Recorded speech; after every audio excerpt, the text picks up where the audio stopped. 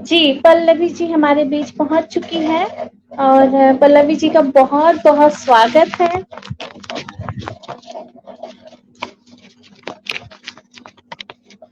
बहुत-बहुत स्वागत पल्लवी मुखर्जी आपका इस अंतर्राष्ट्रीय मंच पर, इस कविता के अबाध पाठ के आयोजन में। हम एक विश्व कीर्तिमान स्थापित करने जा रहे हैं अपनी भाषा, अपनी हिंदी भाषा को लेकर पूरे भारत को प्रतिनिधित्व करते हुए सारे संसार के सामने। और हमें खुशी है कि विदेशों से भी, कई देशों से हिंदी भाषी लोगों ने इसमें भाग लिया है और आप इस वक्त भारत से प्रतिनिधित्व कर रही हैं। हालांकि अभिषेक ने आपका परिचय दिया है।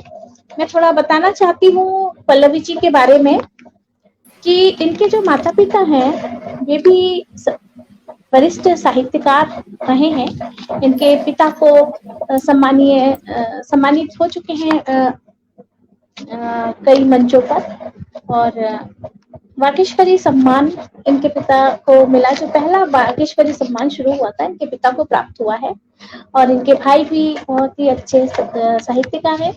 अभी पिछले दिनों ही इनकी माँ का कोरोना के वक्त निधन हुआ है और इनकी माँ काफी साहित्य के बहुत ऊंचाइयों, बहुत सपनों को हम सबके बीच छोड़कर चली गई है।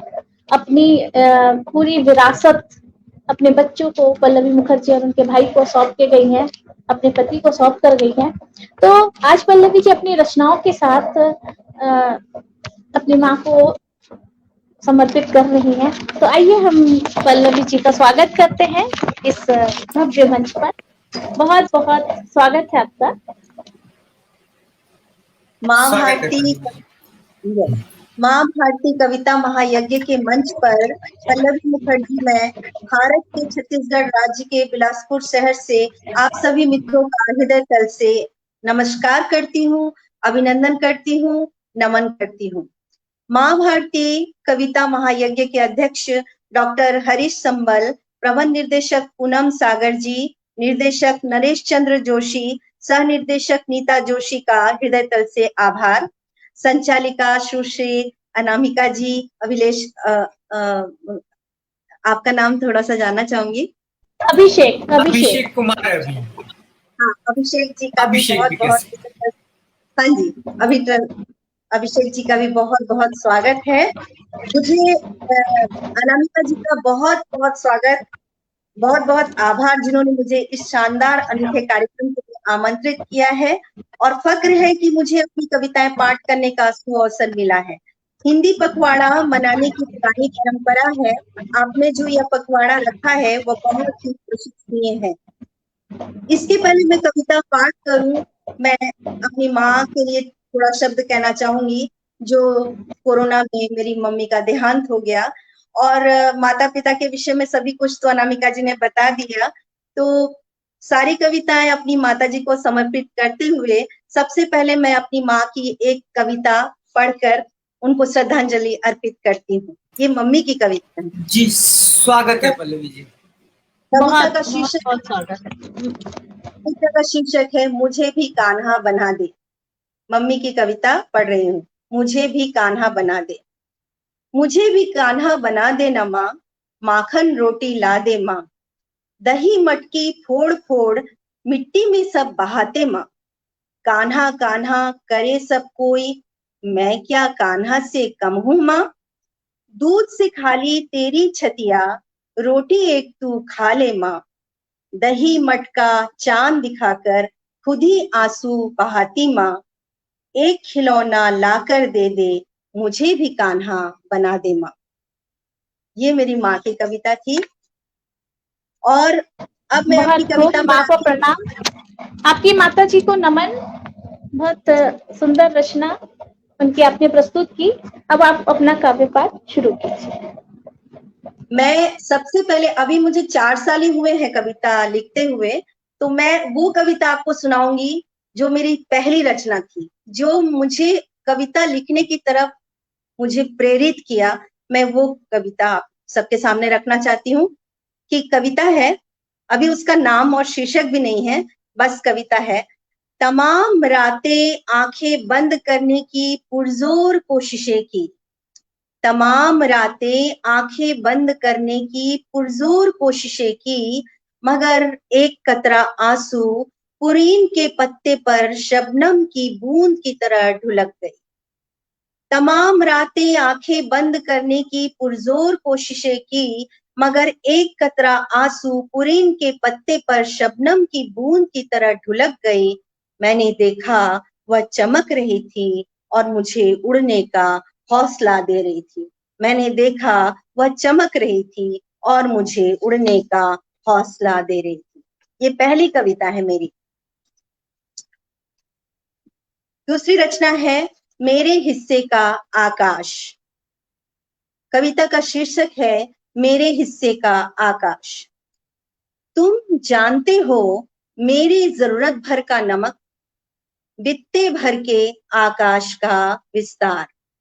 तुम जानते हो मेरी जरूरत भर का नमक, बित्ते भर के आकाश का विस्तार, जिसमें बोरी भर के शब्द होते हैं, जिसमें बोरी भर के शब्द होते हैं।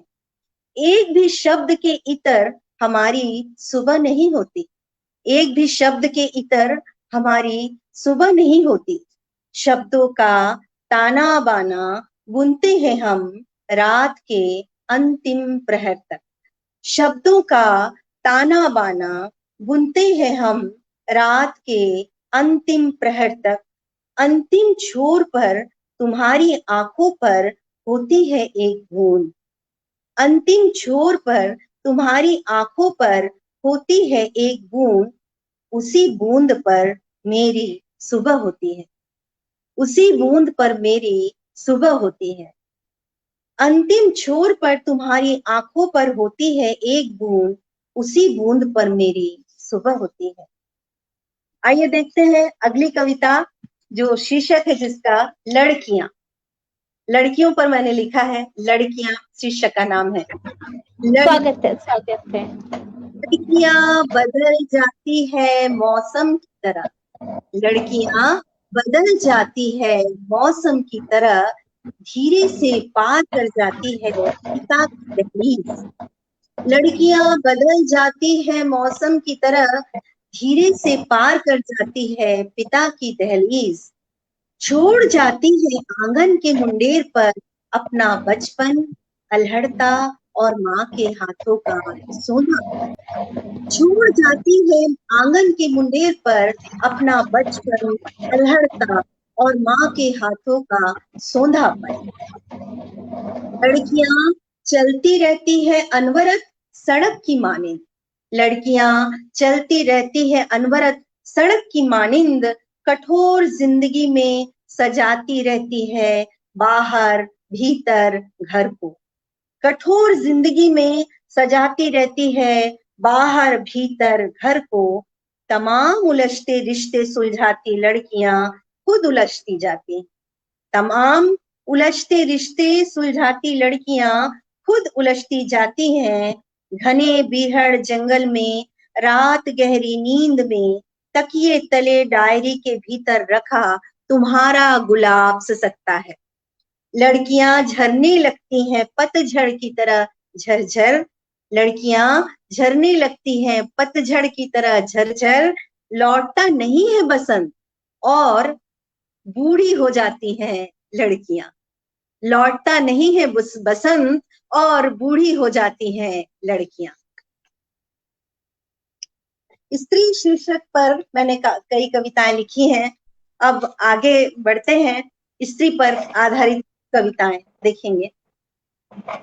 स्त्री कोई सड़क नहीं, स्त्री कोई सड़क नहीं जिस पर चलकर, स्त्री कोई सड़क नहीं जिस पर चलकर तुम अपने लिए रास्ते तय करते हो, न ही कोई वट वृक्ष जिसकी छाया के नीचे बैठकर सुस्ताना चाहते हो। स्त्री कोई सड़क नहीं जिस पर चलकर तुम अपने लिए रास्ते तय करते हो, न ही कोई वट वृक्ष जिसकी छाया के नीचे बैठकर सुस्ताना चाहते हो। स्त्री को हर श्रृंगार का फूल भी न समझना जो रात भर खिलकर टपक जाता है तुम्हारी हथेली में मसलने के लिए।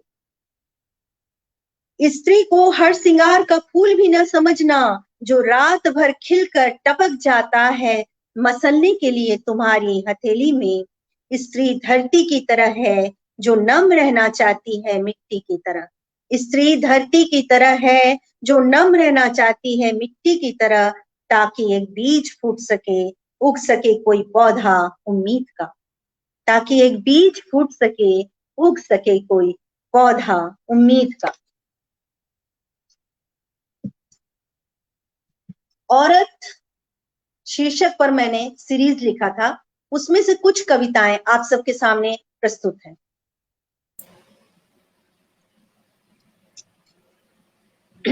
औरत एक।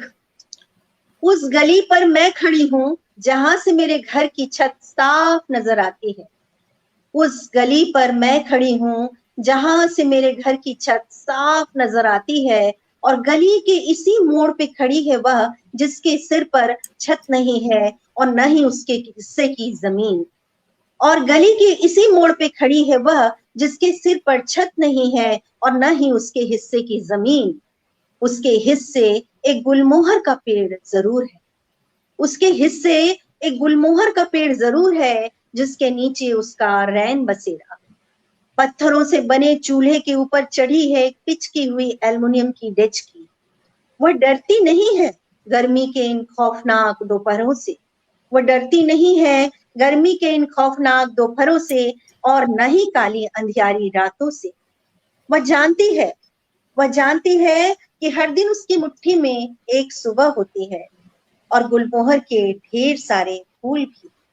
वह जानती है कि हर दिन उसकी मुट्ठी में एक सुबह होती है, और गुलमोहर के ढेर सारे फूल भी। अपनी साड़ी के भीतर हंसिया खोज कर जूड़े में सजा लेती है गुलमोहर। अपनी साड़ी के भीतर हंसिया खोज कर जूड़े में सजा लेती है गुलमोहर, और खनकती हंसी के साथ मुझे ऐसे ताकती है जैसे मैं उसकी हंसी छीन लेना चाहती हूँ। और खनकती हंसी के साथ मुझे ऐसे ताकती है जैसे मैं उसकी हंसी छीन लेना चाहती हूँ, और चुनवा देना चाहती हूँ किसी किले में, और चुनवा देना चाहती हूँ किसी किले में। बहुत खूब पल्लवी जी, बहुत सुंदर सुना। शुक्रिया, शुक्रिया, धन्यवाद, आभार आपका। औरत शीर्षक पर ही दूसरी कविता देखिएगा। वह औरत तमाम पीड़ाओं और दुखों को पकड़ती नहीं है, मेरी तरह उड़ा देती है।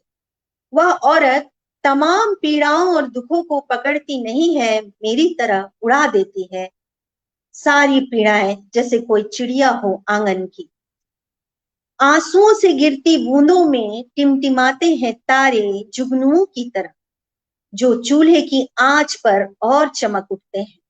उसकी हांडी से खदबदाते भात की सौंधी गंध टकराती है मेरी खिड़की से, और फैल जाती है पूरे कमरे में।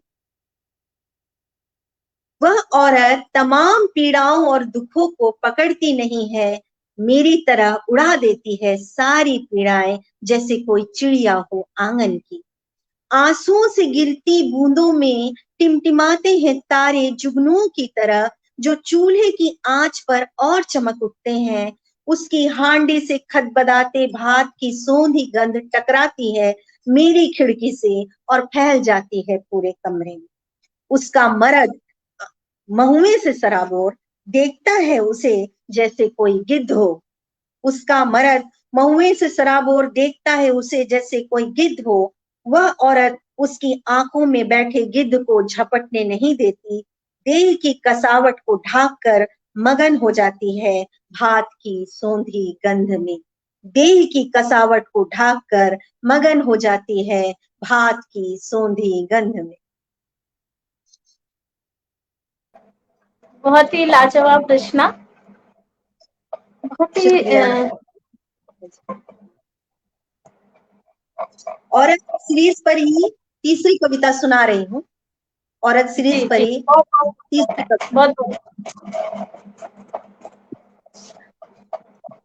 ये बसंत नहीं गर्मी की दोपहरी है, ये बसंत नहीं गर्मी की दोपहरी है। वह औरत औरत नहीं लोहा है। ये बसंत नहीं, गर्मी की तपती दोपहरी है, वह औरत औरत नहीं लोहा है।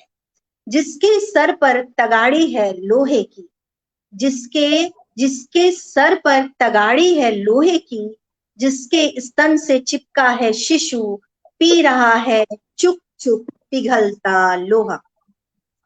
जिसके स्तन से चिपका है शिशु, पी रहा है चुप चुप पिघलता लोहा।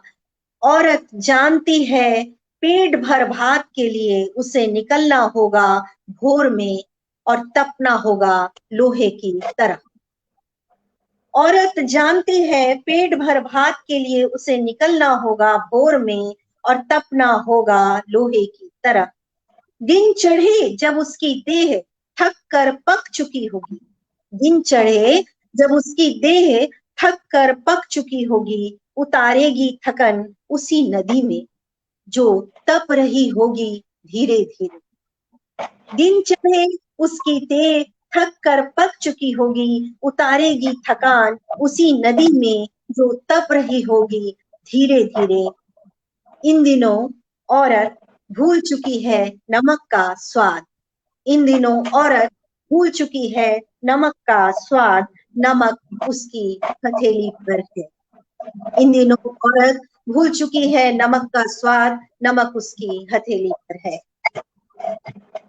बहुत ही सुंदर, बहुत बहुत सुंदर मार्मिक। वेदना और संवेदनाओं से परिपूर्ण रूप में लिखती हैं पल्लवी जी आप। बहुत बहुत बधाई आपको। आभार, बहुत बहुत आभार। आप लोगों को मेरी कविताएं अच्छी लग रही हैं, जिसका मैं तहे दिल से और यही शुक्रिया। पल्लवी जी, ये हम ही लोग नहीं, अभी बहुत सारे अपने श्रोतागण भी सुन रहे हैं और आपको प्रतिक्रिया भी दे रही हैं। अनिला जी लिखती जी हैं कि नए नए बिंब और अद्भुत संवेदनशीलता देखने को मिलती है पल्लवी जी की कविताओं में। बहुत निवेदिता खूबसूरत लिखा, कमेंट है आपके लिए। निवेदिता जी ने लिखा है कि वाह वाह, गजब मजेदार मेटाफर। मीता दी लिख रही है पी रहा है चुप चुप लोहा। बहुत ही मार्मिक ये पंक्ति आपकी, और सभी मैं सुन सब रहे हैं। जी, मीता दीदी का तो बहुत बहुत आभार। अनिला जी मेरी प्रिय सखी, आभार आपका, जो आप रात को जग करके मुझे सुन रही हैं, अपनी नींद खराब करके भी सब मुझे सुन रहे हैं, इसके लिए मैं हृदय तल से सबका आभार जताती हूँ। अगली पल्लवी कविता जी, एक पढ़ती बहुत खूबसूरत बात है कि आज के दौर में भी हम वेदना और संवेदना से परिपूर्ण कविताओं को इतने अच्छे ढंग से सुन रहे हैं। नहीं तो आजकल जो फुहड़ता चल रही है उससे परे बहुत अच्छा काव्य मंच सजाया है, और इस महायज्ञ में आप लोग जो योगदान दे रही हैं वो शब्दों में बयान नहीं कर सकता। आप अपना आगे। बहुत बहुत आभार अभिषेक जी, आपका बहुत बहुत आभार। अगली कविता पढ़ती हूँ जिसका शीर्षक है तपी हुई स्त्री। ध्यान दीजिएगा, इस कविता को भी बहुत मतलब संवेदित कर रही थी मुझे रात में, तो मैं इस कविता को लिखी थी, काफी पीड़ाएं महसूस करते हुए कविता रची गई है।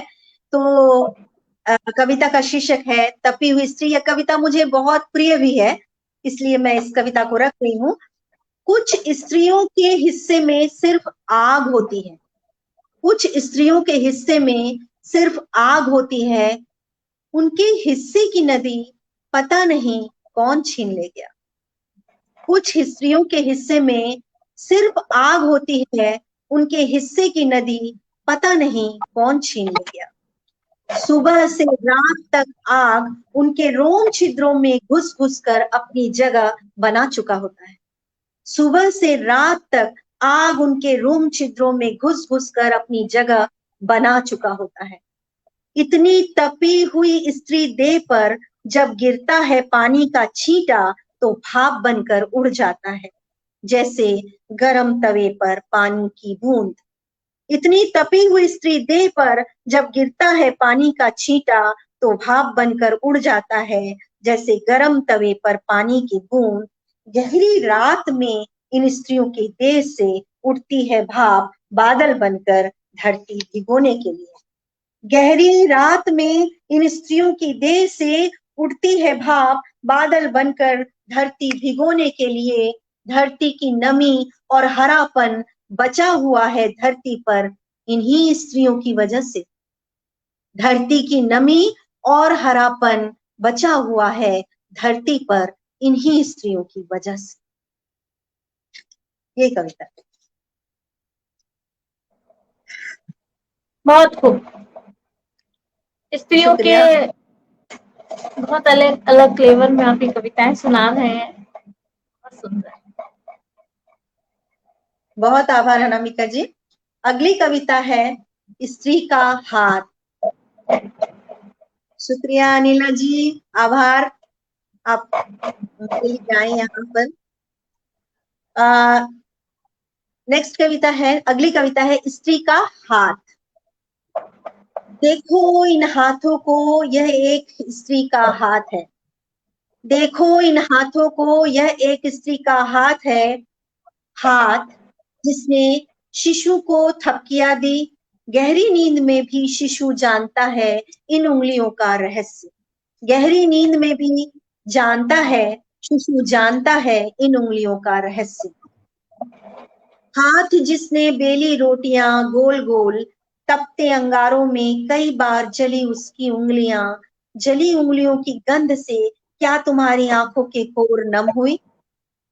हाथ जिसने बेली रोटियां गोल गोल, तपते अंगारों से कई बार जली उसकी उंगलियां। जली उंगलियों की गंध से क्या तुम्हारी आंखों के कोर नम हुई। हाथ जिसने तोड़ा पत्थर सड़क पर, हाथों पर उभरे खरोचों से रिस रहा है खून। खून के धब्बे बिखर गए हैं अखबार में। खून के धब्बे बिखर गए हैं अखबार में। हाँ हाँ, यह एक स्त्री का हाथ है। हाथ घूम रहा है निरंतर, बिना थके बिना रुके, मृत्यु के अंतिम छोर तक। हाथ घूम रहा है निरंतर, बिना थके बिना रुके, मृत्यु के अंतिम छोर तक।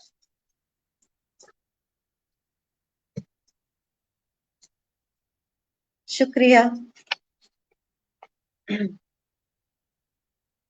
अगली कविता है हवा के कानों में। अब थोड़ा सा ये कविता स्त्री की आजादी पर है। स्त्री के थोड़ी लिबरेट करती हुई कविता है। स्त्री की आजादी को बयां करती हुई एक कविता पेश करती हूँ। हवा के कानों में शीर्षक है इसका। उन्होंने उस वृत्त के चारों ओर चक्कर काटना छोड़ दिया है। उन्होंने उस वृत्त के चारों ओर चक्कर काटना छोड़ दिया है जहां खड़े हो तुम। गठरी की तरह बैठी हुई वे उतार रही हैं अपने जीवन के उन तमाम दुखों को जो अनंत काल से खरोचे जा रहे थे। गठरी की तरह बैठी हुई वे उतार रही हैं अपने जीवन के उन तमाम दुखों को जो अनंत काल से खरोचे जा रहे थे। उन घावों की तरह वे नहीं चाहती भरना इन्हें जो टीसते रहते हैं अर्धरात्रि में, जब आंगन का पारिजात भीगता रहता है ओस में। उन घावों की तरह वो नहीं चाहती भरना इन्हें जो टीसते रहते हैं अर्धरात्रि में, जब आंगन का पारिजात भीगता रहता है ओस में। वे इन झुर्रियों के भीतर धसी हुई पीड़ाओं को धकेल देना चाहती हैं किसी ब्लैक होल के भीतर, और खुद को झटक कर आ जाना चाहती हैं बाहर। वे इन झुर्रियों के भीतर धसी हुई पीड़ाओं को धकेल देना चाहती हैं किसी ब्लैक होल के भीतर, और खुद को झटक कर आ जाना चाहती हैं बाहर। नीले आकाश के नीचे बुलबुलों के साथ छेड़ देना चाहती हैं मालकोस। नीले आकाश के नीचे बुलबुलों के साथ छेड़ देना चाहती हैं मालकोस। तमाम मायूसियों और उदासियों को खूंटी पर टांग वे निकल पड़ी हैं आकाश के कैनवस पर काढ़ने के लिए तमाम रंग बिरंगे फूल। तमाम मायूसियों और उदासियों को खूंटी पर टांग वे निकल पड़ी है आकाश के कैनवस पर काढ़ने के लिए तमाम रंग बिरंगे फूल। हवा के कान में झूल रहे हैं खुशबुओं के झुमके। हवा के कान में झूल रहे हैं खुशबुओं के झुमके। शुक्रिया।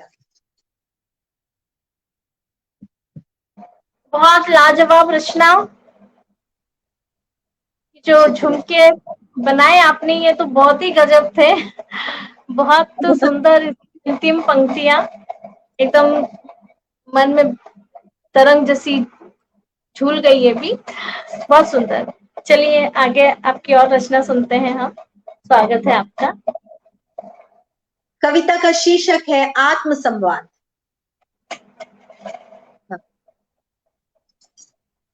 कविता का शीर्षक है आत्मसंवाद। स्वागत। मैंने खुद को उगने नहीं दिया एक मृत जीवी की तरह। मैंने खुद को उगने नहीं दिया एक मृत जीवी की तरह, जो उग जाता है सीलन लगी दीवारों में, जो रंगहीन गंधाती नमी में पनपता है और उसका हरेपन से कोई वास्ता नहीं। मैंने खुद को उगने नहीं दिया एक मृत जीवी की तरह, जो उग जाता है सीलन लगी दीवारों में, जो रंगहीन गंधाती नमी में पनपता है और उसका हरेपन से कोई वास्ता नहीं। मैंने रोज बोया उम्मीद का एक बीज और याद रखा उन पाँवों को जो पनिहारिनों के थे। मैंने रोज बोया उम्मीद का एक बीज और याद रखा उन पाँवों को जो पनिहारिनों के थे। उनके तलों में छाले थे और उन छालों को धता बताकर वो चलती थी थोड़ा मटक मटक कर। उन छालों को धता बताकर वो चलती थी थोड़ा मटक मटक कर पानी के लिए मीलों दूर। उनकी पायोलों की रुनझुन से मरुभूमि भी गूंज गूंज उठती थी। मैंने रोज बोया उम्मीद का एक बीज और याद रखा उन पाँवों को जो पनिहारिनों के थे। उनके तलों में छाले थे, उन छालों को धता बताकर वो चलती थी थोड़ा मटक मटक कर पानी के लिए मीलों दूर। उनकी पायलों की रुनझुन से मरुभूमि भी गूंज गूंज उठती थी। मैंने याद रखा उन हाथों को जो लगातार रोटी बेल रहे थे ताकि मिलता रहे निवाला तुम्हें। मैंने याद रखा उन हाथों को जो लगातार रोटी बेल रहे थे ताकि मिलता रहे निवाला तुम्हें। मैंने याद रखा उस चिड़िया को जो भरी बरसात में भी बचा लेती है अपने घोंसले को। मैंने याद रखा उस चिड़िया को जो भरी बरसात में भी बचा लेती है अपने घोंसले को। इन्हीं सबों के बीच, इन्हीं सभी के बीच मेरी उम्मीद टूटती नहीं है और बची रहती है अपने हरेपन में। इन्हीं सबों के बीच मेरी उम्मीद टूटती नहीं है और बची रहती है अपने हरेपन में। शुक्रिया।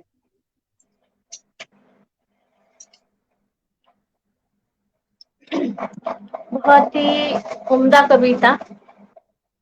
स्त्रियों के विभिन्न पक्षों को आप इस तरह अपनी कविताओं में बता रही हैं, संवेदनाओं से भरपूर, मार्मिकता लिए हुए। बहुत ही लाजवाब रचना है। मेरी आवाज आप तक पहुंच रही है ना?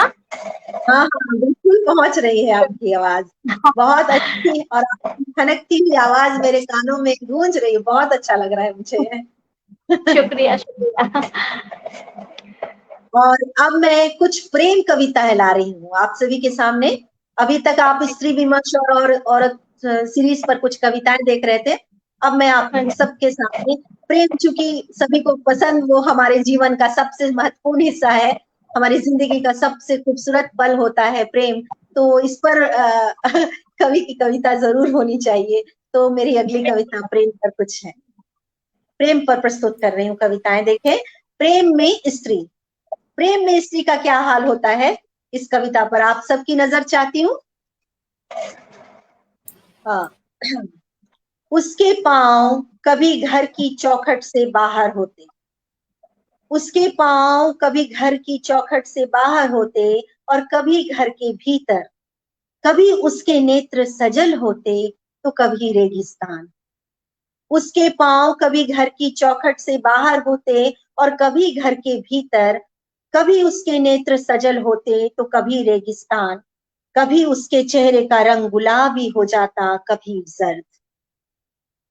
कभी उसके चेहरे का रंग गुलाबी हो जाता, कभी जर्द।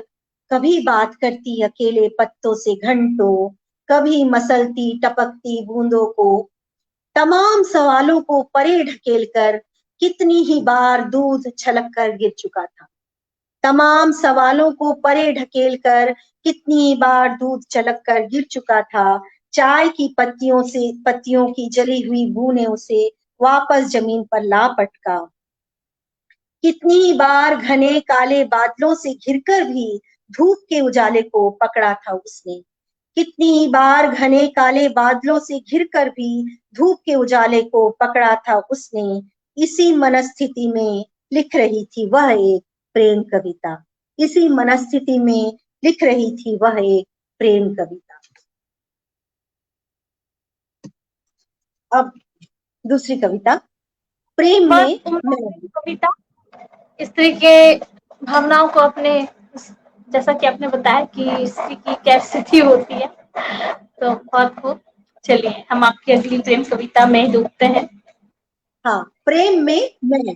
प्रेम में मैं। जब भी बादल घुमड़ते हैं पैर टिकता नहीं है घर पर। जब भी बादल घुमड़ते हैं पैर टिकता नहीं घर पर। घूरते घर को छोड़कर निकल पड़ती हूँ और चलती जाती हूँ सड़क पर। घूरते घर को छोड़कर निकल पड़ती हूँ और चलती जाती हूँ सड़क पर। जब भी बादल घुमड़ते हैं पैर टिकता नहीं है घर पर। घूरते घर को छोड़कर निकल पड़ती हूँ और चलती जाती हूँ सड़क पर। टिप टिप बूंदों के साथ कुछ बूंदे हथेली से उछाल देती हूँ। टिप टिप बूंदों के साथ कुछ बूंदे हथेली से उछाल देती हूँ। जैसे बादल को लौटा रही हूँ उसका प्रेम। जैसे बादल को लौटा रही हूँ उसका प्रेम। आश्वस्त हूँ मेरे भीतर बहती है एक नदी। आश्वस्त हूँ मेरे भीतर बहती है एक नदी जो पहाड़ी से निकलती है। मेरे भीतर कोई गांव भूखा नहीं है अकालग्रस्त। मेरे भीतर कोई गांव भूखा नहीं है अकालग्रस्त। अलबत्ता एक जंगल जरूर है हरियाता। अलबत्ता एक जंगल जरूर है हरियाता। सरई के घने पेड़ों से घिरा। सरई के घने पेड़ों से घिरा। ढूंढती हूँ नदी ढूंढती हूँ जंगल। ढूंढती हूँ नदी ढूंढती हूँ जंगल पर चुभते हैं पत्थर कंक्रीट के तेज नुकीले। ढूंढती हूँ नदी ढूंढती हूँ जंगल पर चुभते हैं पत्थर कंक्रीट के तेज नुकीले। हवा भी कसैली। सोचती हूँ कितना जरूरी है प्रेम। सोचती हूँ कितना जरूरी है प्रेम पृथ्वी के लिए और एक स्त्री के लिए भी। सोचती हूँ कितना जरूरी है प्रेम पृथ्वी के लिए और एक स्त्री के लिए।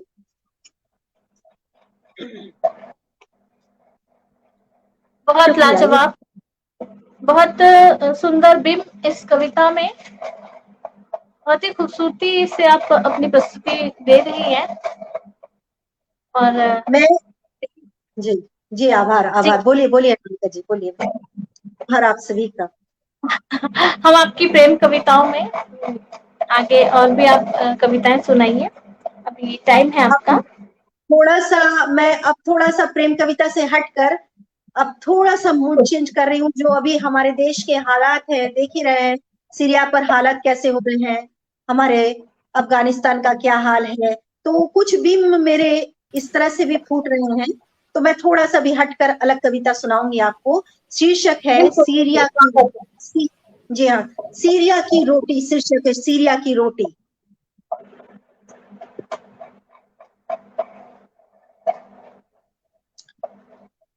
शीर्षक है सीरिया की रोटी। नहीं चाहती कि तुम्हारी रोटी का निवाला जला हुआ। नहीं चाहती कि तुम्हारी रोटी का निवाला जला हुआ हो। जैसे कोई शहर जलता है सीरिया की तरह। नहीं चाहती कि तुम्हारी रोटी का निवाला जला हुआ हो। जैसे कोई शहर जलता है सीरिया की तरह। बदहवास से भागते खून से लथपथ बच्चों की शक्ल उभर जाए उस रोटी में। बदहवास से भागते खून से लथपथ बच्चों की शक्ल उभर जाए उस रोटी में। एक बार जल जाने के बाद दोबारा उस स्थिति में लौटना कहाँ संभव होता है। एक बार जल जाने के बाद दोबारा उस स्थिति में लौटना कहाँ संभव होता है। कहाँ गए वे तमाम बच्चे जो बंदूकों और बारूदों की भेंट चढ़ गए। कहाँ गए वे तमाम बच्चे जो बंदूकों और बारूदों की भेंट चढ़ गए। बारूदों की आंखों में पट्टी होती है जो मासूम बच्चों के चीथड़े उड़ा देती। बारूदों की आंखों में पट्टी होती है जो मासूम बच्चों की चिथड़े उड़ा देती है। सीरिया की व्यवस्था बच्चों के फटे हुए कपड़ों की तरह है। सीरिया की व्यवस्था बच्चों के फटे हुए कपड़ों की तरह दिख रही है। एक अदद फूली हुई रोटी की करती हूँ कवायद ताकि धरती बची रहे सीरिया बनने से। एक अदद फूली हुई रोटी की करती हूँ कवायद ताकि धरती बची रहे सीरिया बनने से। बहुत खूब। बारूद के आंखों में पट्टी, बहुत ही लाजवाब फिल्म। और कितनी दहशत है सीरिया के सारा मामला को लेकर, जिस तरह से वह नरसंहार हो रहे हैं, इस पर आपने बहुत ही जीवंत ये रचना लिखी। और बहुत हम आनंदित हो रहे हैं इस वक्त सभी को सुनकर। और आज नरेश चंद्र जोशी, जिन्हें हम मैजिक मैन के नाम से जानते हैं, उनका ये भव्य आयोजन, अध्यक्ष हरीश नवल जी, पूनम सागर जी, नीता सोनी जी और वो सारे लोग जिन्होंने इस आयोजन को पूरा करने के लिए, सफल बनाने के लिए पल पल, अपना हर पल अपने दैनिक दिनचर्या के साथ जिस तरह लगे हुए हैं।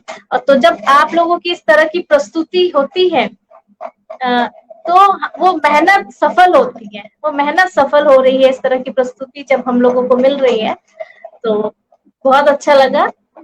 पल्लवी जी, स्वागत है आपका फिर से। सुनाइए। सभी का हृदय से आभारी हूँ मैं सभी का। अगली कविता सुनाती हूँ जिसका शीर्षक है सुनो मछुआरे। सुनो मछुआरे, जितने जुगनू तुम्हारी आंखों में चमक रहे हैं ना टिम टिम तारों के जैसे।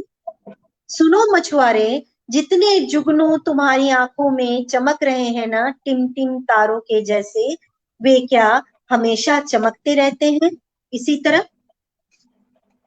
सुनो मछुआरे, जितने जुगनू तुम्हारी आंखों में चमक रहे हैं ना टिम टिम तारों के जैसे, वे क्या हमेशा चमकते रहते हैं इसी तरह।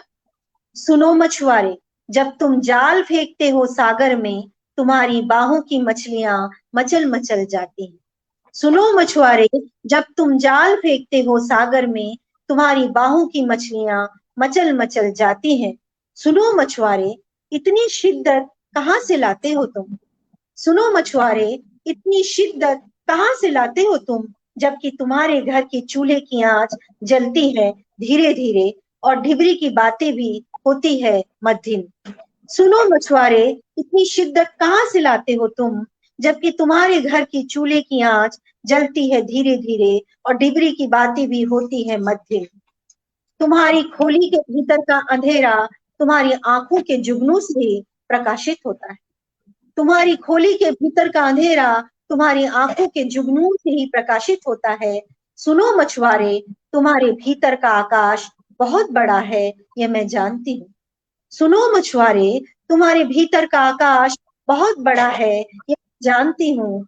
आकाश के कैनवस पर रंगों की कूची चलाना सिखाओगे तुम। आकाश के कैनवस पर रंगों की कूची चलाना सिखाओगे तुम। सुनो मछुआरे। शुक्रिया। बहुत सुंदर, बहुत पल्लवी जी, बहुत सुंदर। समझ सीमा पर आकर आपने बहुत ही अच्छा जो ये अंतिम कविता आपने प्रस्तुत की, बहुत ही खूबसूरत और बहुत अपनी कविताओं से जो माहौल को बनाया आपने, इस मंच को सजाया, तो इसके लिए आपका बहुत बहुत आभार। आप मध्य रात्रि के इस वक्त को आपने चुना और बहुत दिल से सुनाया। और आप, ये भी एक बात है कि हमारे देश में ये मध्य रात्रि जरूर है, लेकिन और भी जो देश के लोग हमारे साथ जुड़ रहे हैं उनके यहाँ इस वक्त मध्य रात्रि नहीं है, तो ये सोचकर भी हम अपनी प्रस्तुति दें तो प्रस्तुति देने में और भी आनंद आएगा। तो हमारी जो अगली प्रतिभागी है वो स्टूडियो में आ चुकी है। पल्लवी जी, आप कुछ कहना चाहते हैं? मैं ये कहूंगी कि मैं आज बहुत ही गर्व महसूस कर रही थी इस काव्य पाठ मंच पर आकर के। बहुत फक्र हुआ मुझे आप सभी का, और विशेषकर से अनामिका जी आपका बहुत बहुत शुक्रिया जो आपने मुझे इस मंच से जोड़ा। आपका हृदय तल से आभार, सभी का शुक्रिया। अभिषेक जी आपका बहुत बहुत आभार, शुक्रिया। जिंदगी के हर रंग बिखेरे हैं आपने, शब्द रूप में उसको फलीभूत किया है। पल्लवी जी, वाकई में आपकी रचनाएं सुनकर एक यथार्थ रूपी जो जिंदगी होती है उसके दर्शन करने को मिले हुए हैं आज, और काफी आनंदित हैं आपका काव्य पाठ सुनकर। बहुत आभार अभिषेक जी, बहुत बहुत बहुत आभार, धन्यवाद आप सभी का। और आगामी सभी मेरे सहपाठियों को, सभी सहभागियों को बहुत बहुत शुभकामनाएं काव्य पाठ के लिए। धन्यवाद। चलिए।